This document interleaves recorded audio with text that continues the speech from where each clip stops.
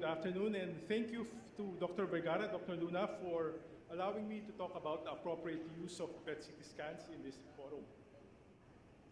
So this is the statement that I am asked to discuss at length.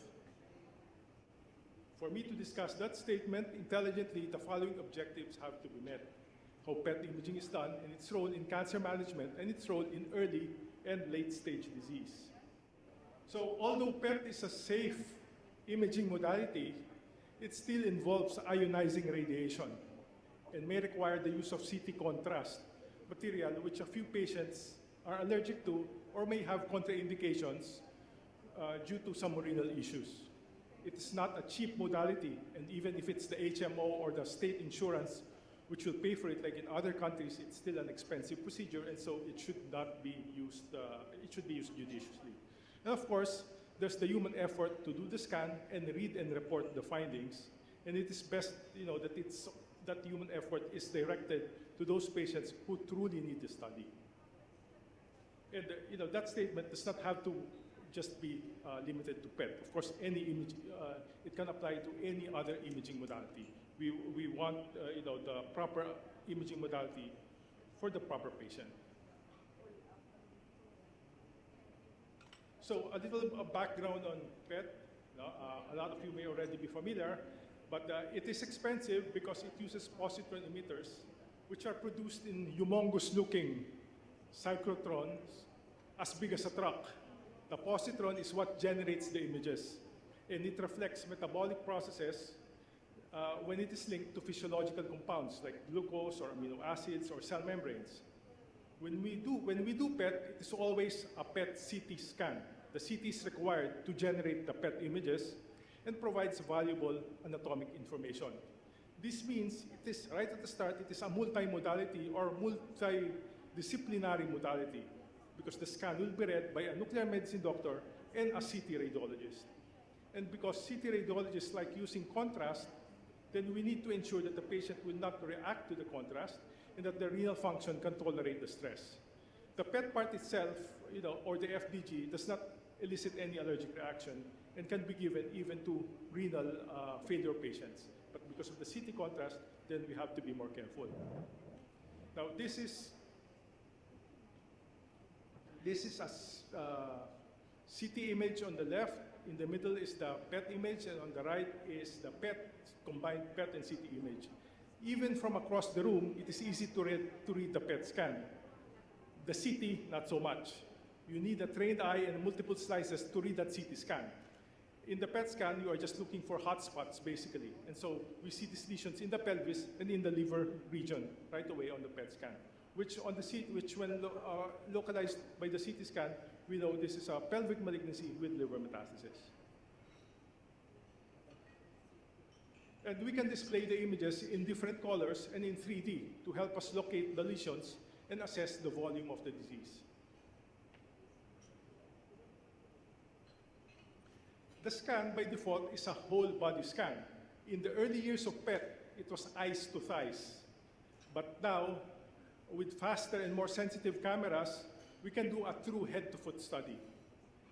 And we can do it even in a shorter time than when we were doing just eyes to thighs before. It can detect metastases in the nodes, the lungs, the brain, the bone, the liver, with varying sensitivities. It's a mature technology now with over 20 PET facilities from Luzon to Mindanao. Whereas before, it was only in Metro Manila. Now, you can actually see it in many provinces. Now, FDG PET has found its use in the most common cancers, but I will just discuss its use in the following cancers, because otherwise we won't have time to finish all the cancers.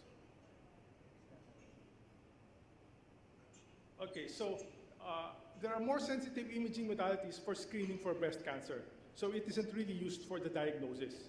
Its use is mainly to look for nodal and distant metastases when there is suspicion of metastasis, like in locally advanced disease.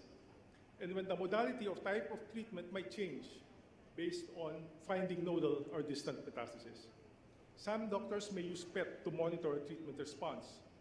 When there is local recurrence, the question arises if there might be other lesions elsewhere, hence other imaging modalities might be ordered, like a PET scan or a bone scan or a CT scan. When other imaging modalities show equivocal or suspicious findings, we usually find them getting a PET scan after.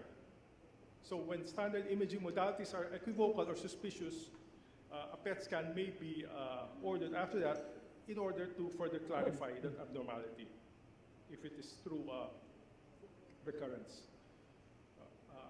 PET is usually not recommended when the probability of metastatic disease is low, like in the early stage breast cancer or in non-invasive cancers. When the chance of metastasis is high, like in those with axillary nodal metastasis, PET is usually the go-to modality for many doctors because of its whole body imaging technique and the fact that it is already two modalities in one. It is a PET scan and a CT scan. For recurrent disease, as said earlier, it is important to determine the exact spread of the disease. So I would just mention this 10-year-old meta-analysis wherein PET was used to evaluate treatment response, and it yielded a pretty good sensitivity of 85%.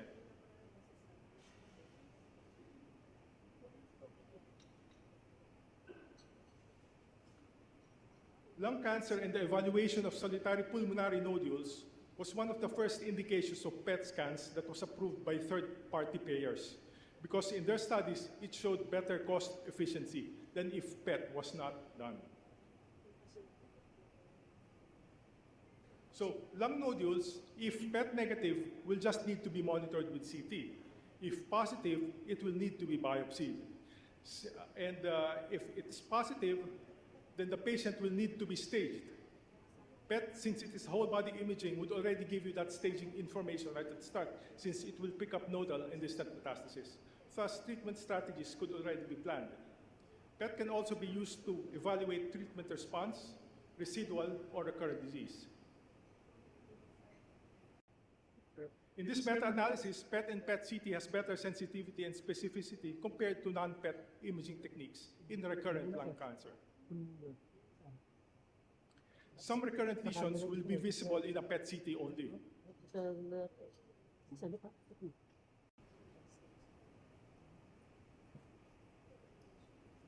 So for colon cancer, despite optimal primary treatment with adequate surgery with or without adjuvant chemotherapy, around 30 to 50% of patients with colon cancer will relapse and die of their disease. The liver is the most common site of metastasis, and metastatic liver disease is the most common cause of death. It becomes important to detect recurrence and metastasis as early as possible. A rising CEA and other indicators of recurrence may need a PET scan to localize or identify the recurrence if other imaging modalities are negative or equivocal.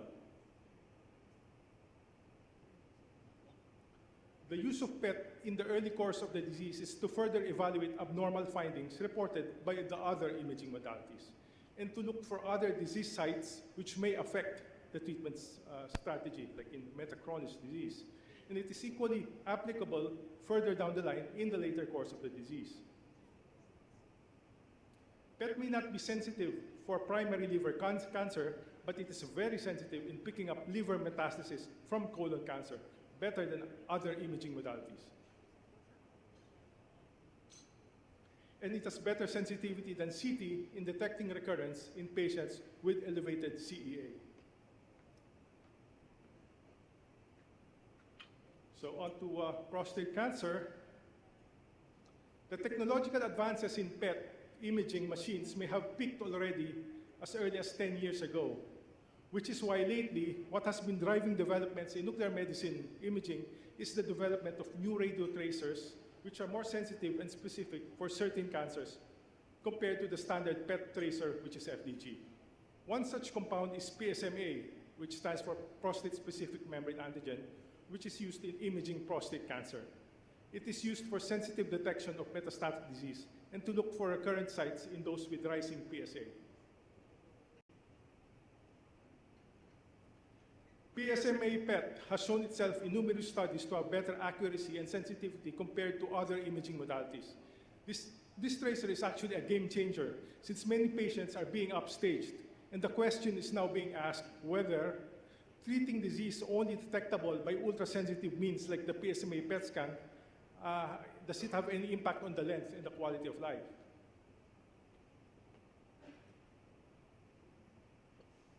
This study shows that the higher the PSA, the higher is the detection rate, which is not surprising really. A higher PSA will have a higher disease volume usually. So, to go back to the CWP statement,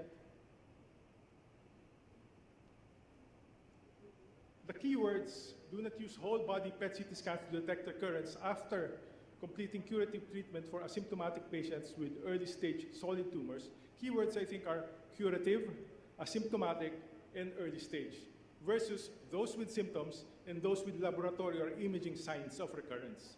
Early stage, if true early stage, will have only small probability of recurrent disease, which makes PET scans an overkill. But as in our experience with PSMA PET in prostate cancer, early stage may be early stage only because of the insensitivity of the staging modality being used.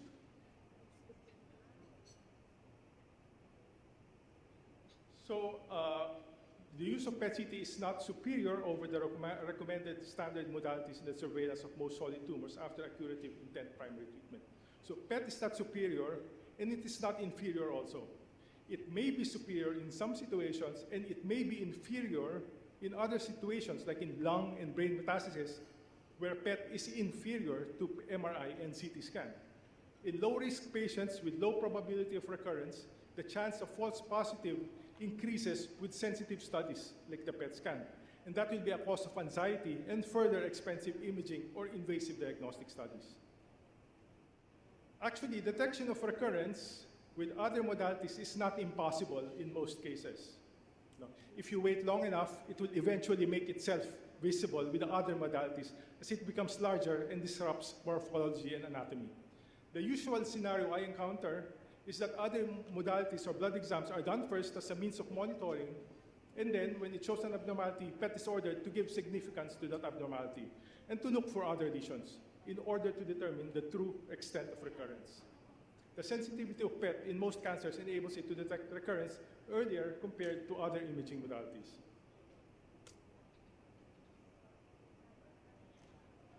Early detection may not necessarily translate to improvement, especially when no treatment adjustments are to be done anyway. For some patients, however, part of their quality of life is knowing that all their tests check out okay. So, a PET scan is only appropriate or justified when the patient's doctor, after reviewing the patient's disease, physical, mental, and financial conditions, and treatment options, decide that it is appropriate. We in the imaging field want each and every scan that we do and read to be useful.